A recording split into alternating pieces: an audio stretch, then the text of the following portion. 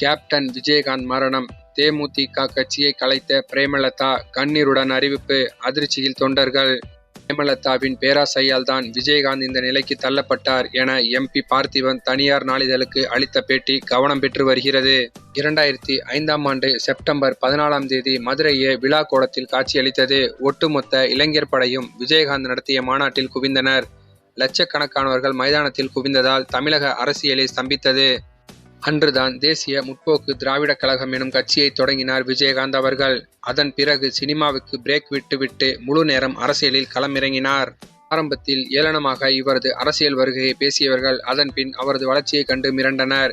2011 தேர்தலில் தமிழகத்தின் அசைக்க முடியாத கட்சியாக இருந்த திமுகவையே அசைத்து எதிர்க்கட்சி அந்தஸ்தை பெற்றது.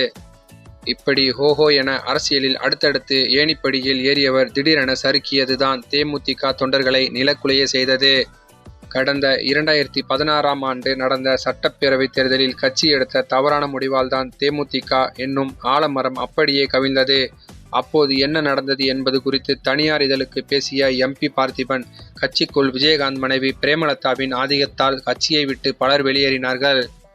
இப்போதும் அதே நிலைதான் நீடிக்கிறது என்று கூறியுள்ளார். 2009 வரை கட்சி நன்றாகத்தான் போய்க் கொண்டிருந்ததே என்றும், பிரேமலதாவின் ஆதிக்கம் வந்த பிறகுதான் கட்சி சீரழிந்து போனது என்றும் ஆவேசமாக கூறியுள்ளார். அதோடு அவர் திடுக்கிடும் தகவல் ஒன்றையும் தெரிவித்தார். அதாவது 2011 நடந்த தேர்தலில் திமுகவுடன் கூட்டணி வைத்தால்தான் விஜயகாந்தும் விரும்பியதாகவும், ஆனால் பிரேமலதா ஜெயலலிதா சசிகலாவின் பேச்சை கேட்டு அதிமுகவுடன் கூட்டணி வைத்ததாகவும் தனது ஆதங்கத்தை தெரிவித்துள்ளார். பிரேமலதா எடுத்த முடிவுதான் கட்சியை இப்படி ஆக்கியதாகவும் கூறியுள்ளார். 2011 அதிமுகவுடன் கூட்டணி அமைத்து அபார வெற்றி பெற்று திமுகவையே பின்னுக்கு தள்ளியது தேமுதிக எதிர்க்கட்சி தலைவரான அவருக்கு. அவரது உடல்நிலை மோசமானது, எதிரிகளுக்கு சாதகமானது.